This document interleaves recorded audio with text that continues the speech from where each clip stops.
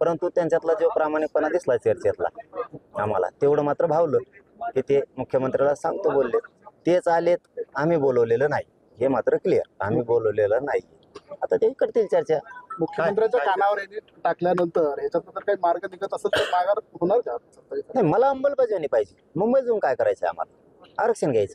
इथं देत असले तर आरक्षण पाहिजे, तरी मुंबईत जाणार आहेत आम्ही, गुलाल घेऊन जाणार. मग दिलं तरी जाणार, नाही दिलं तरी जाणार. दिलं तर त्यांचं सगळ्या मंत्र्यांचं स्वागत करायला, कौतुक करायला, गुलालाच्या ट्राका, फुलाच्या ट्राका, इकडूनच जे शिप्या नेणार आहेत आम्ही त्यांच्यावर फुलं टाकायला बी, हा तरी जाणार. मुंबईला जाणार हे पक्क आहे. कोणी आडवा आला तरी मुंबईत आम्ही जाणार म्हणजे जाणार. मुख्यमंत्री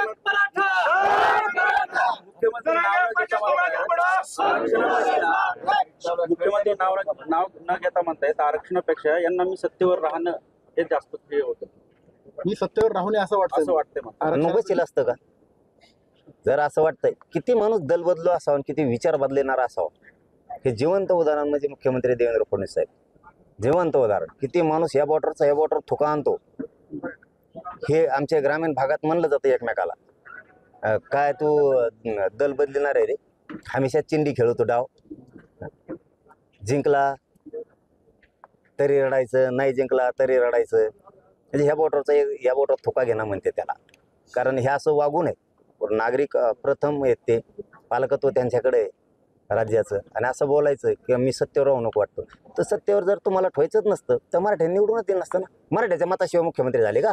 काय गप्पा आणता? आहेत ते भाजपचे आमदार, खासदार, मंत्री पाडून टाकतात, आणि पुढच्या निवडणुकीत सगळे मग नगर परिषदच्या, जिल्हा परिषदच्या मग मराठी असेल सगळे साफ करून टाकत असतात. मग तुम्हाला असं वाटतं की मुख्यमंत्री दोन डाव खेळत आहेत, मग ह्याच्यात मार्ग निघेल असं कसं होऊ शकेल? आम्ही काढणार आहेत. त्यांना काढायचं की नाही मला नाही माहित. आम्ही काढणार आहेत. आम्ही मुंबईत जाणार आहेत, तर आरक्षणच घेणार आहे.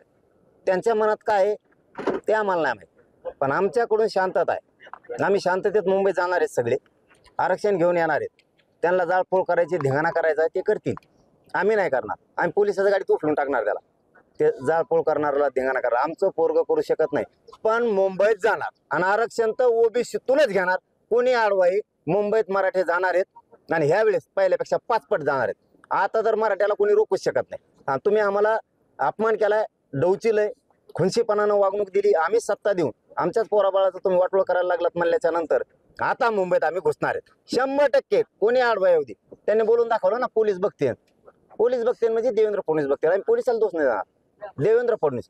आणि देवेंद्र फडणवीस साहेबांना सांगतो, बाबा तुम्हाला वाटतंय त्या गैरसमजातून तुम्ही पहिलं बाहेर पडा. सत्ता आहे, माझं पोलीस आहे, मराठ्या पुढं काही टिकणार नाही. तुम्हाला राज्यात कोपऱ्यात सुद्धा फिरून देणार नाही. एका पोराला काठी लागली ना, राज्यातल्या कोपऱ्यात नाही फिरून देणार. तुमचे नेते, आमदार, मंत्री सुद्धा नाही फिरणार. आयुष्यातून भाजपाला उठवू नका. तुमच्यामुळं मोदी साहेबात सुद्धा डाग लागणार, एवढं लक्षात ठेवा. तुम्ही माझ्या एखाद्या पोराला डोचून दाखवा मुंबईत, मग तुम्हाला कळण पुढं काय असतं. अनेकांच्या कुणबी नोंदी सापडल्यात, मग त्यांना प्रमाणपत्र देण्यात येतं. मुद्दाम मराठ्यांचं कल्याण होऊ नये म्हणून देवेंद्र फडणवीस साहेबांनी सगळ्या अधिकाऱ्याला सांगितले, प्रमाणपत्र देऊ नका, व्हॅलिडिटी देऊ नका, यांचं वाटोळ होऊ द्या. म्हणून तर मराठा खरबडून जागा झालाय ना. त्यांच्या पोटातलं ओटावर आलं. मी 6-7 महिने शांत होतो, काहीच बोललो नाही. कारण आम्हाला अपेक्षा होती मराठ्यांनी त्यांना सत्ता दिली, धनगरासारखं ते मराठ्याला फसवायचे नाहीत. धनगरांना पण फसवलं. आरक्षण देतो म्हणून 15 वर्ष झाले, आता पहिल्याच कॅबिनेटला देतो म्हणले होते.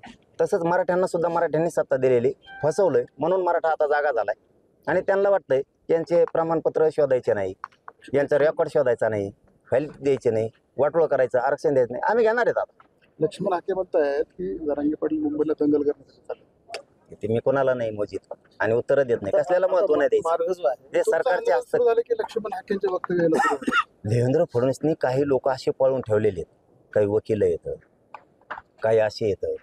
ती वेळ आली की त्यांचे काही आमदार येतं, ते सुरू करतात बोला. देवेंद्र फडणवीसने सांगितल्याशिवाय ते बोलत नाहीत. ते बोलतात म्हणजे देवेंद्र फडणवीस बोलतात असं समजायचं, आणि मराठ्यांनी कामाला लागायचं. आपल्या लेकराच्या न्यायासाठी मराठ्यांनी तुटून पडायचं सगळ्यांनी. हा, गप नाही बसायचं. मार्गात काही बदल झालेला आहे का, आणि कशा स्वरूपाचं म्हणजे आता आंदोलन करणार होतं आपण तिथे गेल्यानंतर? हो, मार्ग आहे तोच आहे. फक्त थोडा बदल आम्ही असा केलाय की आंतरवालीहून आम्ही पैठण मार्गे जाणार आहेत. तोच रूट आहे. शेवगाव मार्गे पांढरी पुलावून अहिल्यानगरहून आळा फाटून शिवनेरी किल्ल्यावरती पहिला मुक्काम आहे आमचा. आम्ही माळशेज घाटातून कल्याणला जाणार होतो. फक्त कल्याण कटतं आमचं. माळशेज घाट खूप कठीण आहे. एखादी गाडी जर बिघडली तर पोरांना मागच्या सगळ्या लाखो गाड्या बंद पडू शकतात. पोरं म्हणले आम्ही उठलून गाडी बाजूला ठेवू, तर ठेवायला सुद्धा जागा नाही म्हणे. पंक्चर झाली, कोणाला चहा प्यायची तलब झाली तरी 50-60 किलोमीटरवर काहीच नाही, सुनसान आहे. मग आणि 10 फुटावरचं सुद्धा दिसत नाही, इतकं धुकं आहे ढगाचं तिथं. त्यामुळं अडचणी येऊ शकतात. हे आमच्याच शिष्टमंडळाने सांगितलं. आमचं एक पथक आम्ही पाठवलं होतं शिष्टमंडळ मुंबईला, त्यांनी सांगितलं. म्हणून आता यावेळेस आम्ही शिवनेरीचा मुक्काम करून शिवनेरीहून चाकणला जाणार राजगुरू मार्गे.